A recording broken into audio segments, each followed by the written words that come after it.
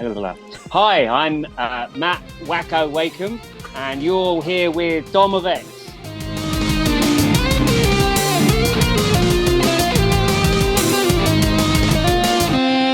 Hello, everybody. I am Dom of X, comicreleases.com assistant editor, and today I've got a special guest with me, and that is none other than filmmaker, producer, one of the men behind Gorillas, and obviously one of the men behind the Phoo Action Deluxe book that has come out from Titan Comics. Mat Wakeham, how are you doing, sir? I hope I pronounced the name right. You're one of the first to get both Phoo Action and my name right. It's one of the other people get it's like Mat Wakeham. I got like what Frank Wakenstein, which I was quite into. I was like, oh, Wakenstein, I could be that. So yeah, Dom, you got all of that right. Yes. And you got all of my various job hats right. So yeah, kudos to you. Well, thank you. Well, first of all, I'd like to thank my buddy Will from Titan for setting all of this up. Want to give a big shout out to him. And also thank you for joining with me in what will hopefully be an awesome convo to talk about the Phoo Action Deluxe, your work, and Gorillas, and everything else. So thank you for taking the time. Yeah, it's my absolute pleasure. Yeah. Saying thanks, to Will at Titan for putting us together. It's just it's great to make these connections in the industry and just have conversations about what was for a long time me working on something closeted away, planning to get this out into the world, and it taking a lot longer than I thought. I've been, I was asked how was it getting the book into my hands before, and actually what's more exciting is getting the book into other people's hands and get being able to have conversations about their responses to it, because it's like, work doesn't exist in a vacuum. It's a conversation with other people and the world, and when you put it out there, it has a life of its own, and that's what's exciting. As great as it was to unbox the books when they came after years of frustration trying to get it out, which we may get into, it's more amazing, having conversations with people like yourself. Well, that's what I appreciate, and I am really glad that the book was able to be published and everything else, because I know that for me three. Right, like as being someone who lives in America and having multiple omnibuses being printed out by Marvel and DC every month, those are the big companies. You usually expect stuff from them like that because they have the volume and the numbers to ship and publish them out. But when you come out with something like this, I think it's a lot more of a difficult thing just to produce and get, because of less paper amount and everything else that has to deal with that. So how was it like, working behind the scenes, and how long has it been, I guess, since you guys have been trying to produce this out? So where do we start? It says it's the 25th anniversary, but we're actually like now closer to 30 years probably than we are to 25 years. So I could say it's the end of a 30-year process, but like bringing it back into like the recent past, I think if anyone searches out my unboxing video, there's a line that it starts with. It's like 2 publishers, 4 years, and there's a real roller coaster story in there, which is that kind of connects with the larger roller coaster of the IP itself. It's had many homes. It's been kicked out of many homes and found new homes, and nearly had homes. So yeah, initially the book was going to be. I think. Let me circle back. I think you're saying, how difficult was it? So I have an ace in my sleeve in something that you've already said, was one that during I was part of the original creative team working alongside Jamie on Gorillas on what has become phase 1. So that having that experience, that success, that on my CV buys me time in people's, people who have meetings with me. If I get in touch, get when I got in touch. Well, actually, Titan got in touch with me about doing a Phoo action book back in. The first time it was ever mooted was like 2017, so pre-pandemic. And obviously, part of that isn't my name is beginning to be known. But, when I worked on phase 1 Gorillas, the whole thing was really about anonymity because we were trying to establish the characters front and foremost. So although people gradually became to, over the 2 decades of Gorillas now, now associated with Jamie and Damon, at the beginning, they really were behind the scenes. And I guess if anyone talked about any names, it would be them. But the people who were part of the team, we really were keeping our heads down because we wanted the focus to be on the characters and the concept. So so Jamie's name does get you conversations. So when Titan first came to me about wanting to do the book, I think they probably wanted to do like a trade paperback republishing of the original comics. And I was like, well, there's more than that, actually. There's a bigger story. And they were like, okay, come up, bring us what you've got. Let's have a look at that. Part of that bigger story was Jamie and I were going to do. So the comics originally ran. So for people's history. So as I said, I'll be getting some props out. The comics originally ran in this magazine, the Face magazine. Mm-hmm. As you can see there, it says "Get the freebies," an exciting comic strip, but an exclusive new comic strip by the creator of Tank Girl. Mm-hmm. And this is the place that it ran. Jamie didn't want to work in long form serialized comics. He'd Tank Girl had ended. He was looking for a place to do new things, and this was like this was a real sort of cultural feather in his cap. Getting in amongst this was like, this is okay. So this is showing mine and Jamie's age. This was my generation's, our generation's internet.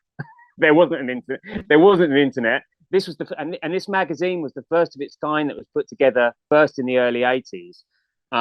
The first magazine, and this is crazy, that ever put music, fashion, film, and culture all together in one publication. Nobody had ever done that before for youth culture. So, I mean, you think about it, it's like you look at that in the lens of the world we live in now. It doesn't make any sense. But so Jamie getting a comic strip in here rather than do it, he didn't want to work for 2000. He'd already created Tank Girl. It had been a global success. The film had come and gone, and it had driven Tank Girl's tank off of a cliff. I don't say that in any way to besmirch, Rachel, whose baby, Rachel Talalay, who directed it. I think she just got steamrolled by the studio. It was before comic book movies were meat and potatoes of entertainment, right. And they just didn't know what they were dealing with, and they were like looking at, just taking the imagery from it, knocking the edges off, and making an action film. Tank Girl wasn't that; it was too subversive. He didn't want to work on somebody else's story. He wanted to work. Getting this story in here was a real coup for him, and it was also a way to begin, Tank Girl had included music, pop culture was always culture. It was always we were talking before we came on camera about breaking the fourth wall, whereas where Tank Girl kind of did that in a way that it brought all of Jamie's influences into the marginalia. He'd be writing the lyrics of songs he was listening to, and the badges and T-shirts would reference things. So that Phoo, Get the Freebies, as it was called then. Phoo Action has become a name that we've come to give the whole property. But that's the surnames of the two lead characters. It's Terry Phoo and Whitey Action. Get the Freebies was like the first time that he really began to satirize pop culture. And like the editor at the time, Richard Benson of the Face magazine, used to push Jamie to go even further with satirizing some of the more yeah, pompous or self-congratulatory or crappy parts of British pop culture at the time. So that, you know, that was a real, you know, and when you look at that, you can see the seeds of what Gorillaz became, you know, when phase one was called the Celebrity Harvest, you know. That's interesting. That's a lot deeper, honestly, than I thought that it got. And it's also, I find interesting too that Jamie wanted to move away from the let's have this like 300, 400 issue long run of like a certain character and move it towards a tinier. But I think there's a beauty in that, and just being able to control stuff at your own pace, knowing like where there's a beginning, where's that there is an end. It's stuff that like people like creators, I think like Daniel Warren Johnson now, for example, he does like a lot of like short miniseries. But I do find that very interesting that he wanted to, you know, contain everything up all in this spot, and also like trying to, Well, Jamie, there's a lot of people who like will contest and argue about the lore of Gorillaz, where actually I think Jamie's more interested in what works in the moment, what's funny. He doesn't want to tell.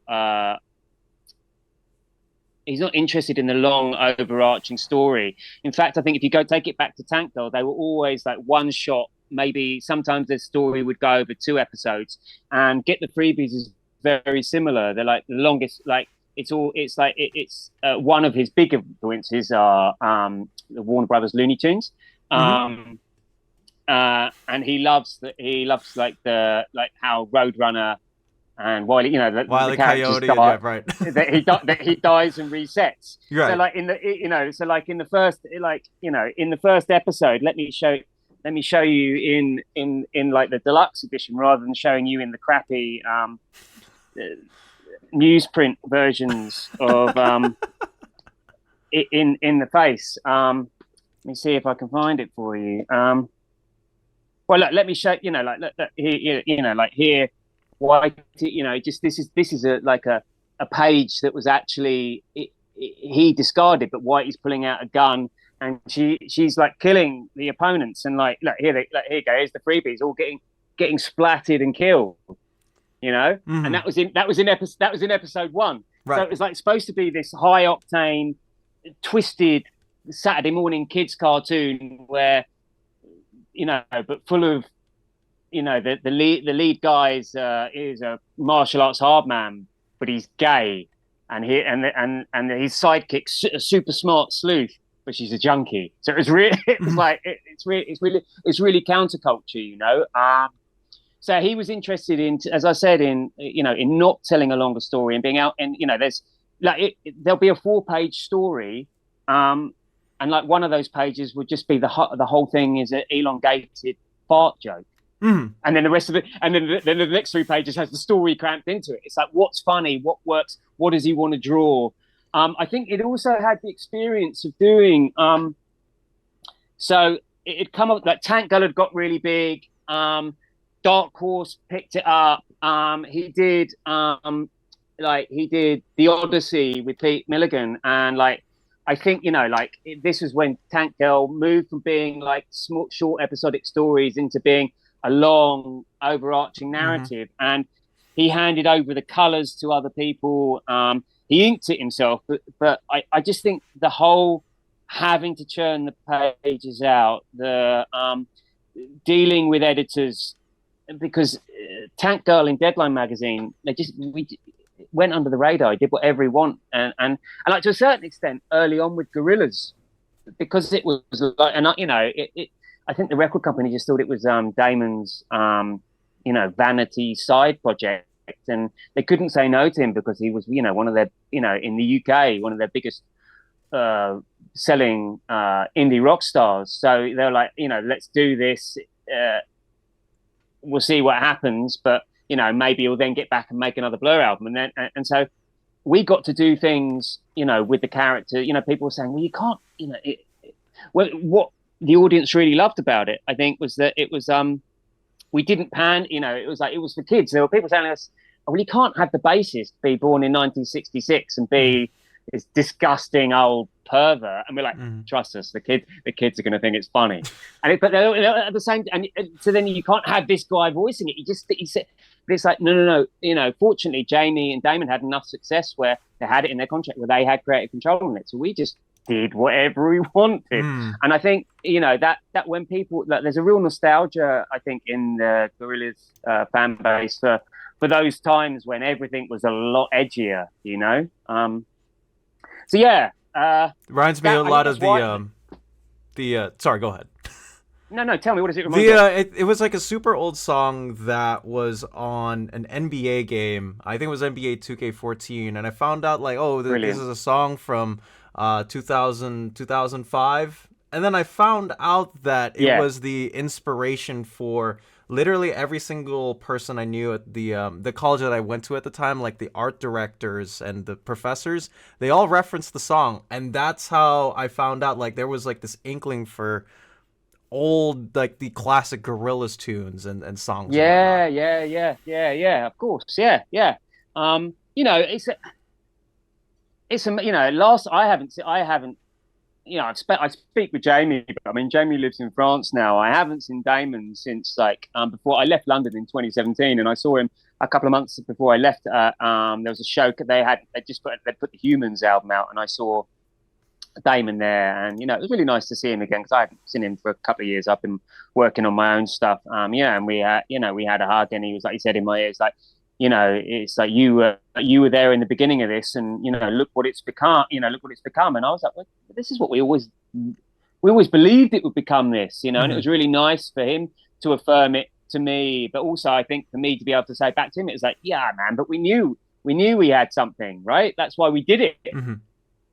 Yeah, that's awesome. And now to see the whole entire legacy being put under one single book, 5 distinct chapters, like all laid out there, including the 12 series. I mean, it has to be like gratifying for you to see like there's hype for it. There's a lot of people who want it, and it's also designed beautifully and all that. Well, I mean, so design's my thing. That's like, so I did it. At the beginning, there was Damon in his studio with his engineers, Tom and Jason, and then there was me and Jamie in Jamie's studio, and Jamie was up to his eyeballs, drawing, storyboarding videos. He was, and it was like my first brief was to create or oversee the creation of the Gorillaz website, what became Kong Studios. It wasn't, but also like development of the characters, and also, then we brought everything in house and put together a design studio. So I interviewed the designers, found these great brother duo, the Watkins brothers, web designers, and then they brought, they had a friend who was a print designer. But I was there, like I was the art, Jamie's like the creator. So if you think of a traditional design studio, Jamie's the creative director, obviously, and I'm his art director. So I'm there overseeing the teams, making sure just being sure that because we'd known each other for so long, and he trusted my take. We had a shorthand, we had a creative visual shorthand, and I know his work, so I knew when something fitted with his work, or if it's an animator doing something design, whether it looked like his or whether it didn't, or whether it was sympathetic. So he, I think having me around, somebody he knew and trusted from a long time, meant he didn't have to think about that. He didn't have to worry about that. I could get on with it. Obviously, I showed him things. It wasn't just like, yeah, don't worry about it, Jamie. It's gone to print. He still had sign off. It's like it's his project. I was the underboss. I was Marlon to his Jimmy Freebie,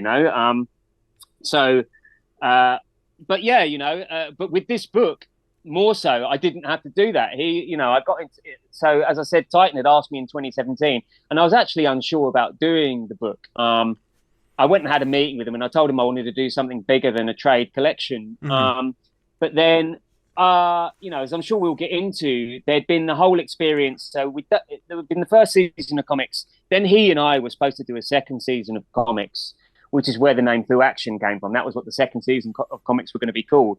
And then there was an editorial change at the Face, and they decided they didn't want comics anymore. So we didn't do that. But I was the reason Jamie had asked me to write the second season of comics with him. Is because it's like two minds. When you're bouncing off each other, more happens, and it frees you up, and there's more fun. Jamie was definitely going to be the creative lead on that, but I co-wrote the first script with him, and we wrote the story outline. But yeah, when it came to doing this book, as I said, I wasn't really into doing it. Then the small situation of a global pandemic hit, and I was doing creative consultancy at the time, just to bring in enough money to cover my bills, because my full-time day job is an independent film producer, and that doesn't give you a wage, right? That gives you get paid when you make your films, so it's just like a long-term creative bet on yourself. I couldn't have imagined how difficult it was during the pandemic to figure all that out. So my creative, people pull their drawbridges up. It's like, what do you get rid of first? Get rid of the creatives. It's like it's funny. People, you're the person who skins everything. You're what everyone sees, but to a business mind, often you're an expense, and it's just like I lost. And the thing is, I'd purposely kept my workload quite light, so that I could also do my own work. So when I lost a couple of pieces of the couple of contracts I had at the beginning of the pandemic, I was like, oh sugar, what am I going to do? And I was like, oh, I've got this. I mean, this here, this folder. Mm-hmm. So this is this book in a plastic A4 slipcase. So I was like, so what have I got? I've got this Jamie Hewlett comic strip that was the first part of the second season of comics that's never been printed, and it only exists as a color Xerox. Okay, so that's got to be restored. Here, now this is in the book, the first chapter is so it's all of Jamie's development art, mm-hmm. and a reprinting, a retouching and a reprinting. So it's character work, character studies, all of his development work, and then it's a reprint of the comics. Really, beautifully restored, relettered reprint of it. But then it goes into the second season. The supposed second season that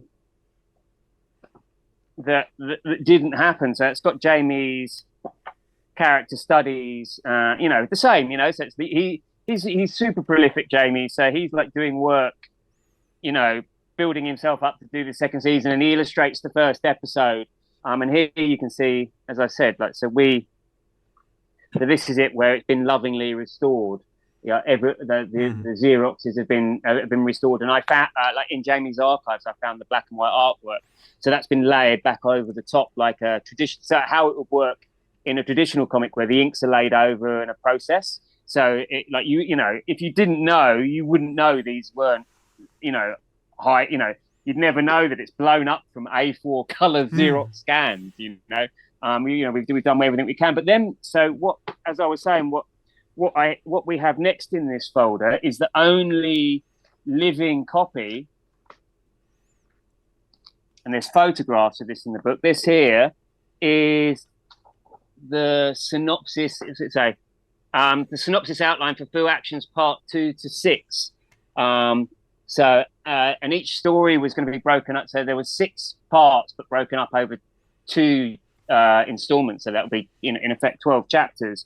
So this is the story outline Jamie and I wrote in 1997 for the Council Comics, and this is the only place. This is it. If I'd have lost this, it's not. It would have only been on a floppy disk somewhere. They're long gone. As you can see, it says my copy. So there would have been Jamie's copy and my copy. And yeah, I don't think Jamie's got his copy anymore. So I had that, and so I was like, okay, look, I want to retell. This is it. This is the chance. I get to tell the second season of comics. But I wanted to do it as I said, I was kind of like the writing that I did on Gorillas was more. We wanted it to be all in world, so it was like how trying to have it feel like the characters were real musicians, so they only spoke in interviews, and we got voice actors to do that on radio, but we did it in press. So that was really where the narrative came at. We explored a narrative, but in real world scenarios. So we were very much satirizing that world within the world. That was the idea. After I left the music and the narrative kind of splintered a bit more, and it got more into a lore-based narrative. And some of the ideas actually from Phoo Action, I think, filtered over, because we hadn't got to do them, and they were good ideas. But so look, I've then taken these ideas and I've written a 12-part novelization of I thought I was going to write a novella, which is 40,000 words, but I ended up writing a 70,000 word novel. It's like, so there's like this book there's so many types of different media and design and information and storytelling in this book, and these illustrations are in here in this prose novel.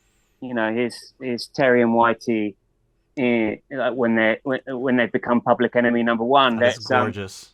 It's by a comic book artist who went to art school, the same art school that I went to, but was the year above Jamie, and the same year as Alan Martin, who's the Tank Girl writer, and his name's Philip Bond. And he's the only other artist who ever worked on Get the Freebies, because he used to live we all used to live in the same seaside town, small town, fishing town, a bit like the Amity fishing town in Jaws. The British equivalent of that, only without Richard Dreyfuss. And he Philip lived next door, and that Jamie always worked very, very close to deadlines, just because it's just one of those habits you get into, working late nights. And it was always like a bit of a communal experience going to his studio. What would be called his studio would be his spare bedroom in his house. This is I'm talking to you. The tradition continues. Right. This is my office, which is the spare bedroom in my house. It's like I'm going to my office. It's like you're going to the spare bedroom. Exactly. So Philip worked on Get the Freebies. It's like there's a really classic double in this book. We printed it the same way as it was printed in the book. There's a gate in the magazine. Oh, gatefold. This is a gatefold, and that's how it appeared in the face originally. This is when the Freebies spike the face Christmas party nibbles with acid, and that Cyclops there is Terry hallucinating Liam Gallagher, the lead singer from Oasis, as a hideous Cyclops. But the island is full of 90 celebrities, from obscure British ones to ones that you guys on your spot, like Michael, probably Val Kilmer's Batman is in there. And but what I've done for your generation, because you're like, who are these guys? In the back, in the back, there's a key. So there's numbers in the list of who everyone is. So I love those. It's like looking at an atlas, and you don't know which country it is, but you're number one is that person. Yeah, exactly. So you get everybody named on here. Some of who still won't mean anything to you, even when you read their names. But Kurt Cobain, I've named him Kurt Cobain, R.I.P. The singer formerly known as, Prince, etc. So you'll get. that's a long, one of my, as I warned you before, one of my long-winded responses to No, quite a simple question. no, dude.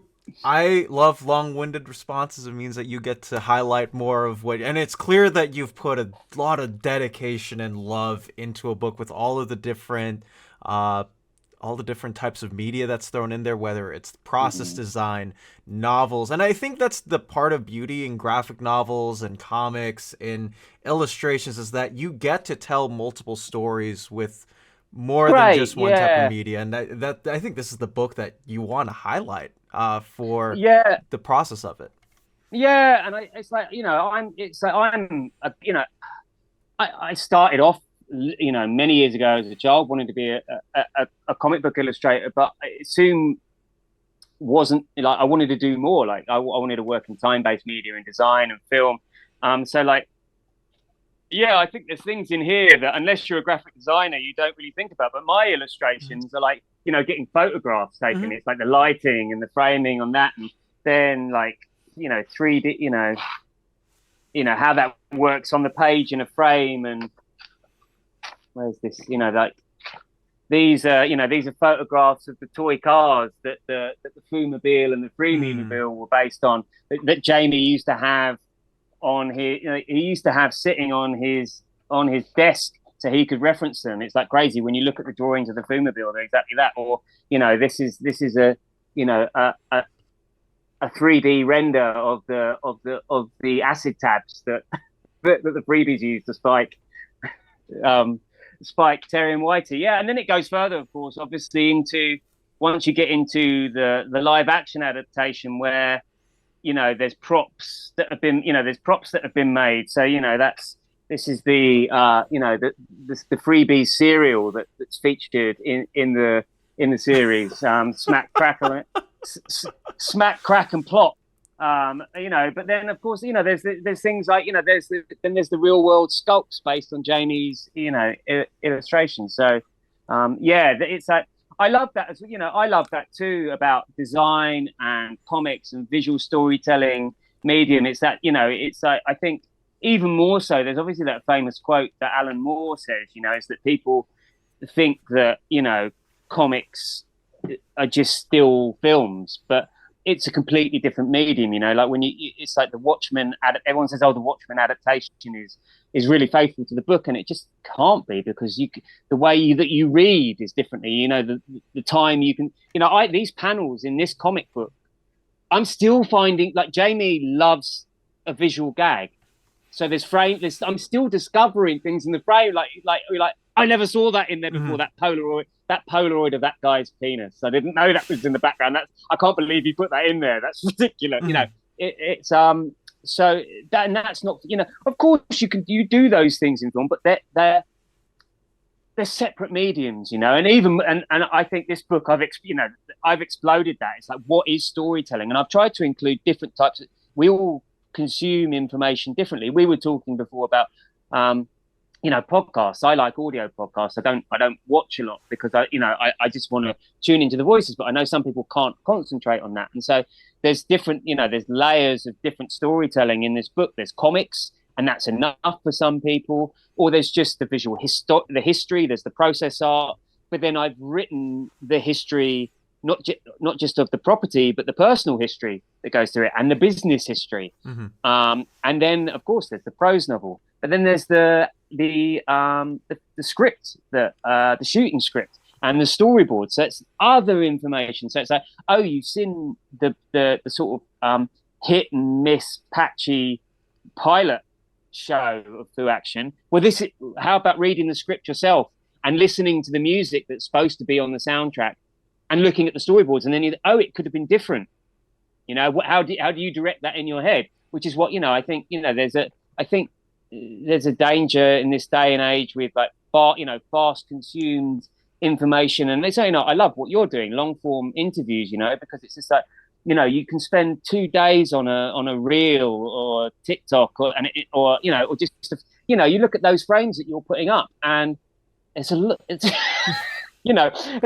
there's days of work, and you pump it out, and people just flick past it. It's gone in a second. It's like we have this, and the value of and it sits next to just somebody dancing with their guinea pig, like somebody, a girl can say "hop tour" and she becomes a multi-millionaire, a multi-millionaire, and that's. I don't want to be I don't want to be a snob about it as well, because like that's like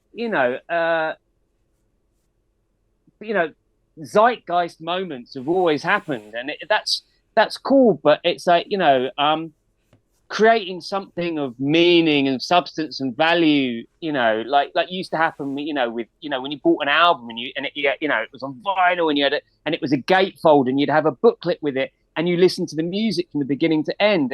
It's an experience, it's a time-based experience, and it's not just time-based in the time that you're coming back to it, the time you're listening to it. It's how you come back to it all those times in your life. It's like if you've got a favorite film, if you have a favorite film that you love when you were 18, if you watch that every 10 years, it's a different film, because the world around you's changed, you've changed, the subtexts that it was speaking to have changed, So yeah, this was in lots of ways, making this book was, it's just like, no, if we're going to do this, I'm going to just pull all the stops out. It's just like, I've done all these things. Jamie's given me this. I basically said to him, circling back to what we were saying, and I never really finished, was, I decided in lockdown, I'm going to do this book. I wrote to him and said, Jamie, I was really blunt with him. I was like, I could do with doing this book. I need some work. And he was like, that's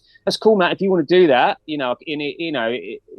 I'm paraphrasing him, but it was words to the effect of, like, I trust you because I've designed with him for years. I've written. He knows that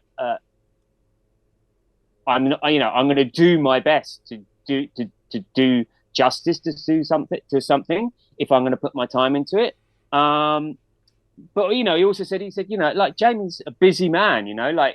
This book was supposed to. The reason. I mean, I'm really, really happy that Philip did the illustrations for the story, but I was going to go to Jamie first, but he was in the middle of a release cycle for a Gorillaz album. He's not going to draw 30 illustrations for a prose novel, like when he's got he's got that many and more to do for a Gorillaz release. So you're just not going to get his time on that. So, he said, "Yep, go off and do it."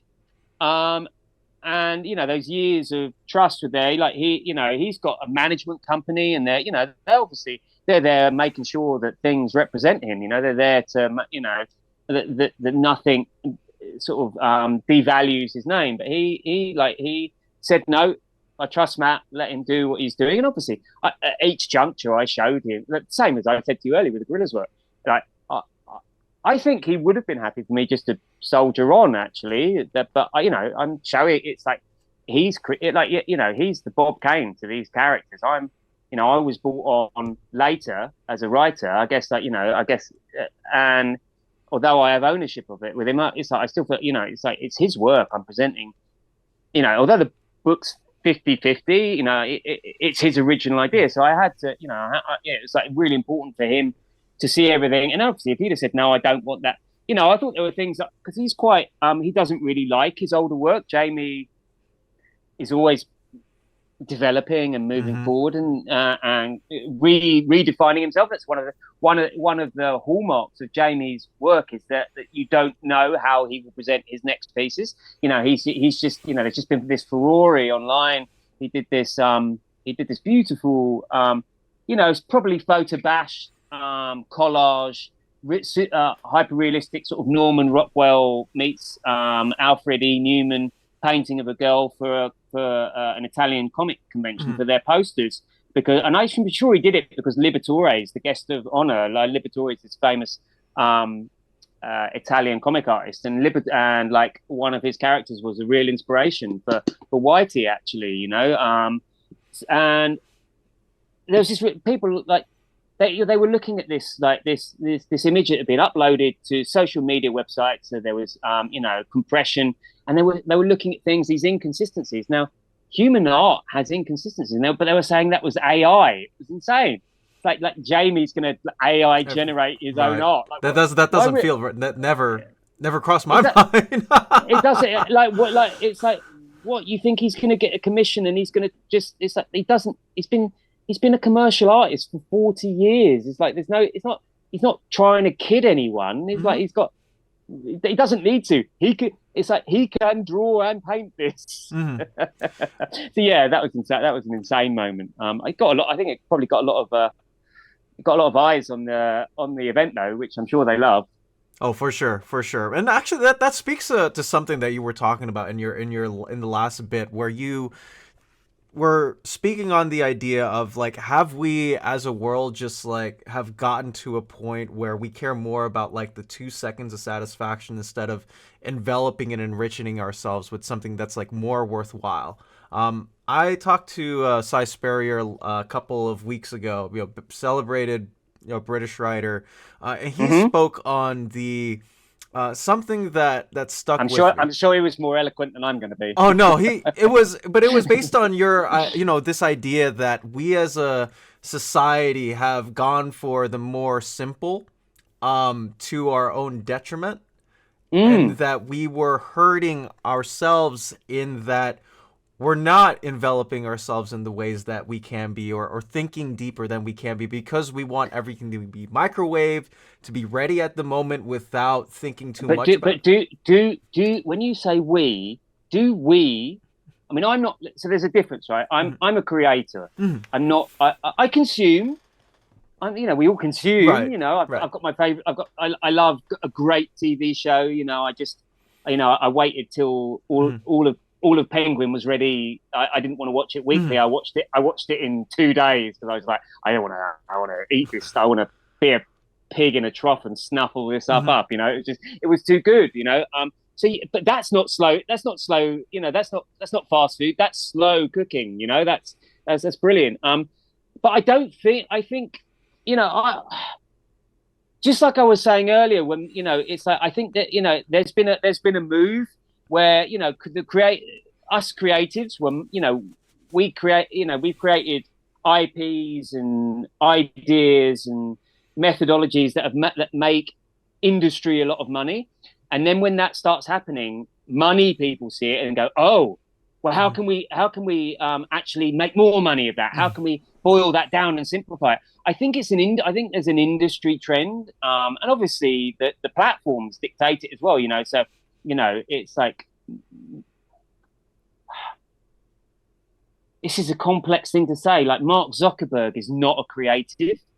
Of course he is. He's created this platform that shaped the 21st century, the beginning of the 21st century, along with others, But at the same time, it's really just line pockets, And it's I think I was like, there was a Spanish reprint of Get the Freebies, and I was like, well, neither Jamie and I were interested in, a lot of people want, I've said, oh, you've done this big freebies book, could you, there's an older comic strip of Jamie's that isn't Tank Girl that's called Fireball. There's like a wacky races kind of story. I mean, I don't think the media for that exists in the same way that Phoo Action does. It was in the late 80s, and I just don't think you could pull it together. You'd have to scan it from the crap prints and Deadline, and I mean, yeah, it could be retouched, but I don't know. I don't own it, and I know Jamie doesn't have the appetite to put something out like that. As he said, when I said to him, I want to do this Phoo Action book, he was like, yeah, man, by all means do it, but it's on you. And I just don't, like Jamie, Jamie wants to do the next thing. What can it, how can he change it up? How can he move forward? Yeah.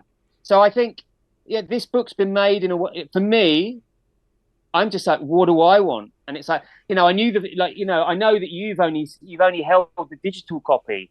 And I think you look at it and you go, oh yeah, you can see the beautiful design, and it's big and you can see the content, but it's like when you get a physical copy of this in your hand with the gilded pages and the different, the way it's the material, this is screen printed, hand dyed, it's like it comes in every print finish has been, it's like, should that be gloss, should that be matte, what weight should that paper be? These are Tintoretto Gesso Giclées. They're not just digital prints. It's like I wanted people, it's like, so, but that costs money as well, and it's like, I think, it's like, I mean, on one hand, look, I'm here saying,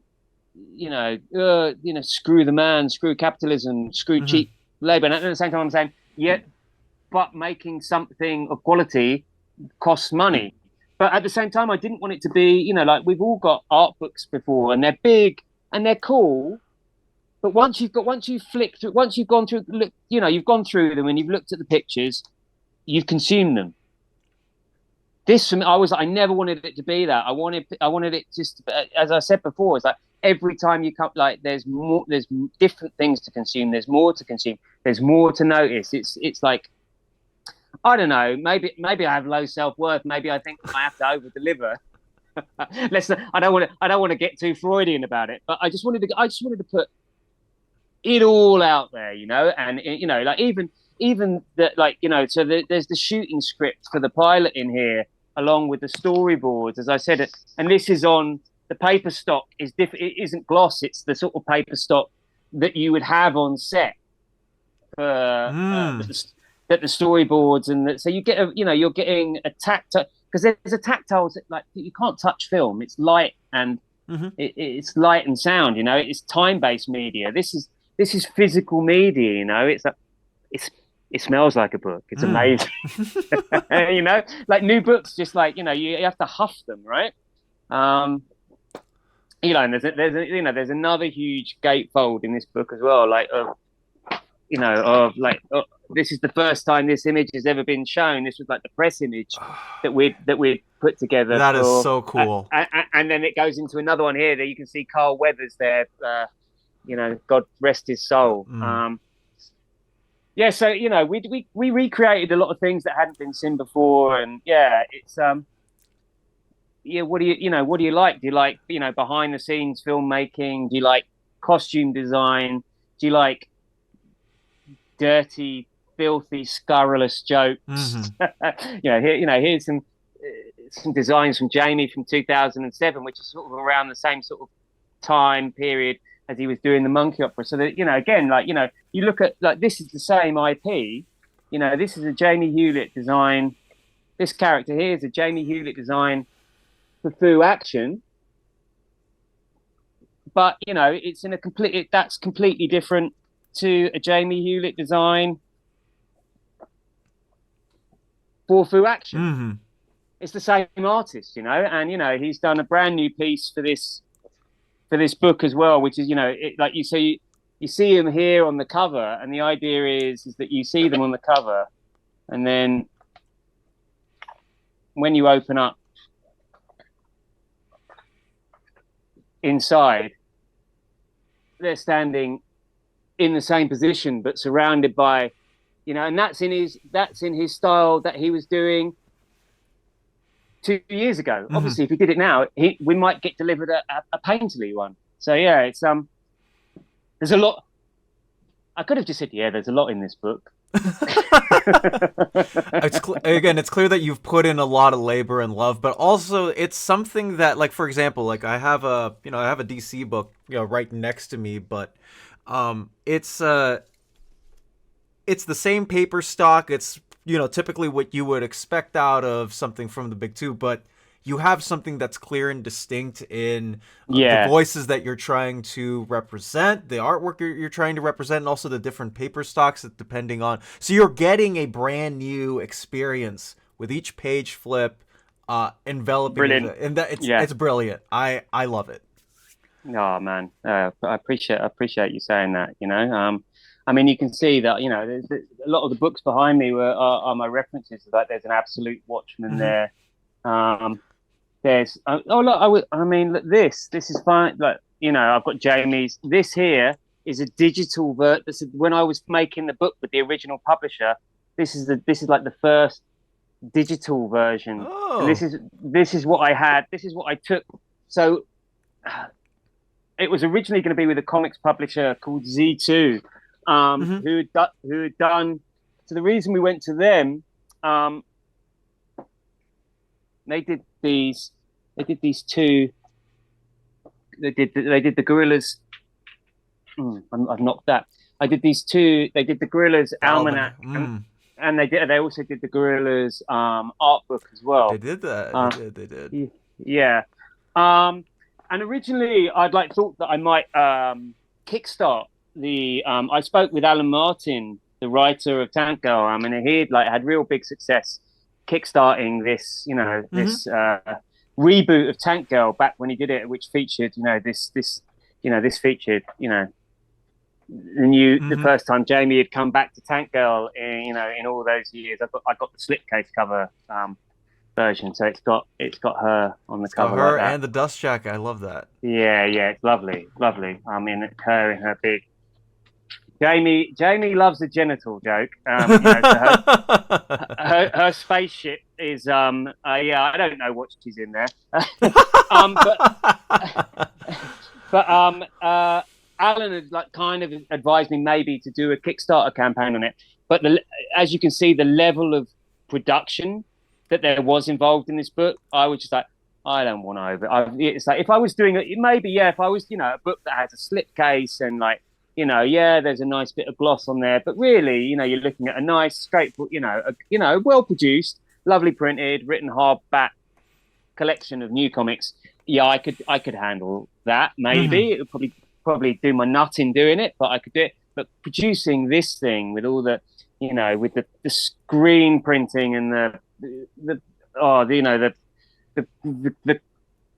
headbands and the square binding, I'm just not going to get it done. I'm not going to get it done. So we went to because Z2 had done these Gorillas books. We reached we reached out to them, me and my production partner Jess, and it turns out that the then CEO. But the reason that they'd done the Gorillas books, I mean, not just because it's bloody great business doing a Gorillas book, but he's a massive, massive Jamie fan. So when I said, I want to do this, and he was like, yeah, let's do it. But in the time frame, of the deal being done, which took, the time lawyers take to do things, just drives you crazy. And I bet. It just it's like you can see the clock ticking. It's like their job eats into you the time that you have to do your job, and you're just like, please, I just need the deal to be done so I can start. It's important the deal is done right, and like Phoo Action's a property with a history of not necessarily doing the right deal. So I get it and I appreciate it, and by the time I delivered the final book, Josh had actually left the company he'd founded. And the atmosphere had changed there, and I think they've really taken stock on what it is, on what their bread and butter is, and I think they're more about pumping out a comic with a band, so it's got a fan base to sell to. The rock, the band can get behind it and promote it. It's a cookie cutter pattern. Phoo Action. There ain't no cookie cutters. It's like if they are, they're being used as blunt force trauma weapons to put little teddy bears into the side of your face. Oh, I feel it. So yeah, we're it's like a teddy bear shaped hole with a basketball mutant trying to be rammed into it. Just doesn't work. So there was a clause in the contract that meant if the book wasn't published within 9 months. Then the rights reverted to Jamie and myself, and so we just went quiet, allowed that time to tick out, and I think it served everyone. I think as I said, their business structure had changed. It wasn't. This was a passion project for their old boss, and I'm still really good friends with him. He's a cool guy. He's doing other comics now. But what I had was, so I'd done the first pass on the book. I mean, nobody had proofread it at Z2, so it was full of typo. It's like a 400. Can you imagine a 464-page book that nobody's copy edited? It's like, and there's a 70,000 word novel in there. Nobody's proofread. It's like, Jesus, guys, come on. So I didn't really want to put that version of I didn't really want to put that rushed, unpolished version of the book out. But I had that digital copy, and the week I got the Jamie and I got the rights back, the next week was the London Book Fair. So I went to that with this hard copy. So no longer was I going along with this, with a pitch document saying that the book's going to be this and it's going to include process art behind the scenes. I had it. So I could sit, I mean, the first meeting I had, are the publishers. The first, like Titan, have always wanted to do this book. They've made no bones about it. They didn't care that I'd gone off to some, they were very magnanimous about it. They didn't be like, oh, well, you've turned us down and now you're coming back. Well, you can just, they were like, no, we want to do this book. We've always wanted to do this book. We love it. And it makes sense. It's a British publisher. They publish Tank Girl. It's the oldest English comics publisher. And they've got they've got a US set up as well. So, I think also the experience of working with a West Coast publisher meant that I wasn't having conversations till this time of the day, and it's like, you send an email and then you wait 24 hours. And then if somebody doesn't answer, it's 48 hours. And it's just, that's how things were just taking forever, I showed it to all, like the other big independent, I had deal conversations with people you would expect. I'm not going to name them because that everyone. I mean, that was the first experience. I cold pitch people, and I think people relaxed. When I said to them, "Oh, I've got a co-own with Jamie Hewlett project. Would you like to have a look at it?" They were like, "Oh yeah, we'll talk about that. Right. Doesn't matter. You haven't got a meeting. We'll have that. We'll have that meeting. And yeah, lots of the great big US publishers were into it. And it was like, oh, should I do that? And in the end, this is a British IP. Titan have been supporters of it since the beginning. They're behind what I want, my vision, 100%. It's just like, just do the deal, get it out, Oh, for sure. And I'm like really glad that you finally, like after 7 years of production and behind the scenes dealing and all that, you were able to get the book out. And I'm really happy that four. Yeah. But overall, I mean, getting Titan to do it, and not only that, like all the extras that are in the deluxe version as well. Like if the super deluxe, the deluxe comes. So there's the two versions. In case I've been showing you the super deluxe. There's a deluxe version, which is a slipcase version, and that's the same book, but it's not signed by Jamie and me. So, and it's not, and that this one comes with a slipcase, and this one only has prints, but it has 3 in, whereas the super deluxe has 2 more exclusive ones, and that's only a limited run of 500. So it's like Jamie does one of the things he does now with print runs, and it's like it's the same thing.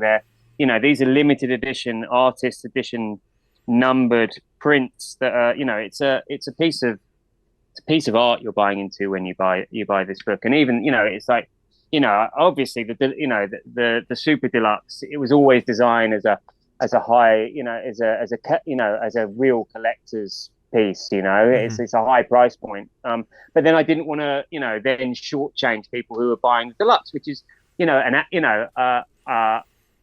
ordinary fan's expense. I mean, it's like I think it's like I think it's like it's Amazon have it a lower cost, and I think I think there's like $70, $50 versions of it, but that's it's not a cheap book, but it's a lot of book, right. And I'm not I don't want to sound like a car salesman, like feel the quality.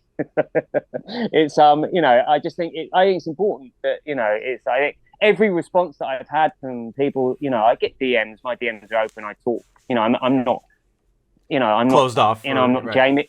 I'm not, and also it's like Jamie obviously can't. Jamie's got 250,000 followers. Gorilla's got 4 million followers. You can't have that same interface with people. Right. I've got 11,000 followers, and I'm still I'm able to have proper meaningful contact with people who are consuming it and have conversation. And everybody's been like, the first response is, I didn't understand how big this book was. It's so heavy. It's like ranges from people saying, God, what are you trying to do? Kill me with this book. I can hardly read it in bed. And it's like, yeah, it's a coffee table book. It's big. I love those things. No, for sure. And like, cause for me, like the experience is like I'm reading like one of the absolutes from DC, and like Yeah, sometimes like my yeah. parents will knock on my door. It's like, hey, it's like 11 p.m. and you're still up, and like, how are you even reading a book that big? I'm like, I want to read a comic book. That's just And the at that scale as well, there's some. I mean, it like, yeah. I mean, we all love a little comic. There's something, that like the old crappy newsprint. They're amazing things, but like when you've got something that's like up at that size and you can just see every mark hmm of the artist, and especially in this stuff with Jamie here, each page is hand colored, and you can see the, the hand marks hmm with the spirit pens. You can see the gouache highlights on top of it. And I think God, yeah, as you said, and there's panels that I can't show probably that have blown up into double page spreads. hmm That this stuff just bears like in close scrutiny and repeated scrutiny. And that's awesome to see. And on top of that, you also said too, like with the deluxe or the super deluxe, I should say. I have to keep remembering the words. Yeah, yeah, You signed, so you signed the book along with Jamie. Can I yeah. ask you about your signature process and how like it's a definitely unique signature. Hmm. How'd you come up with it? Was it something that you stuck with your whole life? How long did it? How did you trademark that part of your celebrity, if I may ask? Yeah. So look, here you go. So this is so people can see it. So Jamie's signature at the top is Huel, and mine is Wacko. So actually, like I had like my signature before was my signature that I created when I was like 11 or 12, and hmm it's like a longhand M Wakeham, and I was looking at it and I was like, well, Jamie's got a signature that is a longer version that is Jamie Hewlett, hmm yeah, which is a Right. and he's distilled that down into Huel, and that's like obviously like he's like over the 20 years of Gorillas, he's signed a lot of things, hmm right? So it's become this shorthand, and it's become a piece of design. And so I looked at it, and I was like, okay, so Wacko is the nickname that only Jamie has ever given me. So like I'd turn up in the studio and he'd be like Wacko, and it was just like I was like, okay, so I want to create my signature's got to go next to Jamie Hewlett's on the page, and I'm a designer, and I need to look at this. It's a piece of branding, as you said. It's like, how do you create this piece of branding? So it's something that I have actually created specifically for this publication, this new signature. And I like the so it's like the W I wanted is a bit reminiscent of Walt Disney, yeah. yep, and Walt Disney, and maybe something some genitalia as well, and the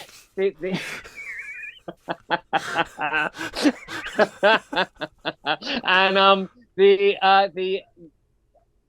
the AKO has more of a like as I worked on it over time. I think it's like it's got a it's like it mirrors some of the shapes in Jamie's E's. So there's a symmetry to it, but it's also got like a graffiti hip hop wild style to it. And I didn't want to go full like hip hop. I'm not a graph artist, but hmm it's part of like I'm a few years younger than Jamie. He's really like punk, hmm indie to the core. But it's grown into loving all genres. Obviously, we're working with the people he's worked with. Having to spend time with De La Soul and MF Doom. He's worked, and Snoop. He's met some of the all time greats.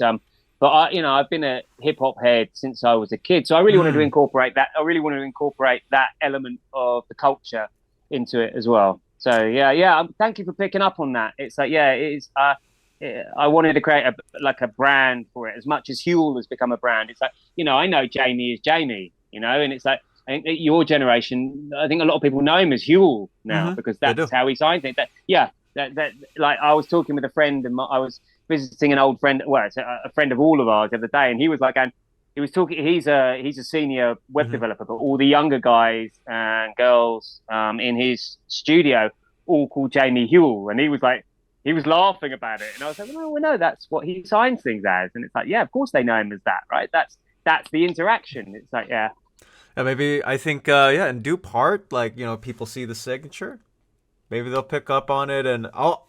If I have you back on the channel, hopefully sometime soon in the future to talk it'll more be stuff. wacko on It'll be there, yeah, Wacko on there instead yeah, of Wake. yeah.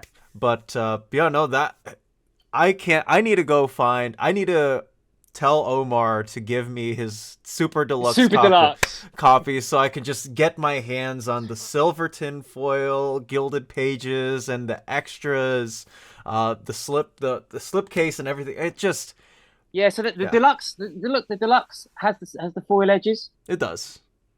Yeah, I Mm-hmm. mean, it's like, it's this time of year and people saying, can they still get the book? And I'm saying, yeah, look, Amazon will obviously still, you can still get it on Amazon Prime, but also, let's just support our, that's another part of fast culture, right? Let's go to our local bookstores, not just your God, what's your big bookstore in the States? It's held Barnes. by there. Yeah, so Barnes and Noble are stocking it, but also your local comic book store is shopping it. Your Mm-hmm. local independent bookstore is shopping it, and if they're not, go and ask for it. Mm-hmm. Because those people, it's a hard trade. It's a hard thing. It's a hard business to be in now. Because everyone's like, people like, I get asked about, will you send me some of those pictures? And I'm like, no. Yeah, because people are used to getting things for free. Um, There is, yeah. I think there again, like the labor of love and dedication that you've put into this book, especially. I mean, it shows, and I'm really, really glad it's out, and I'm really glad that you were able to share all of those wonderful experiences with me. It means a lot to hear that. There are a lot of people out there like working hard, and it definitely shows with Oh, this hardcover. it's my pleasure. And I'm grateful for the opportunity to speak to you about it, to speak to your audience about it. Just for you, this is, one of the things that I was concerned about was like coming back to write this story. It's like it's a new generation reading it. I'm a 53-year-old man, right? Writing about an 18-year-old, writing in the voice of an 18-year-old woman and a young guy in his early 20s. Am I going to be able to do that authentically? Is that going to, is the tone of voice, the tone of voice that the original comics were done in, the time that it was really done in, it was a different time and place, and it's great that it's still connecting, and that there's something universal in there. When I got back, I was like, God, am I going to be? It's like I said, I'm going to deliver this book now. Am I going to be able to do it? But that 25-year-old person's still inside of me, and it's like that voice. I could connect with that part of me. It was an interesting process. For sure, for sure. And again, I'd like to thank you, Matt, for spending the time with me today on this. Yeah. And where can people find you online so they can talk and So chat and everything else? so look, the main platform is Instagram for Phoo Action, and that's quite simply Phoo PHOO_action. That's the one that because it's a visual based medium. I wanted every touch point that you come into contact with Phoo with, whether you go to the phooaction.com website, or you go to the Instagram. I wanted it to be an expression of the IP.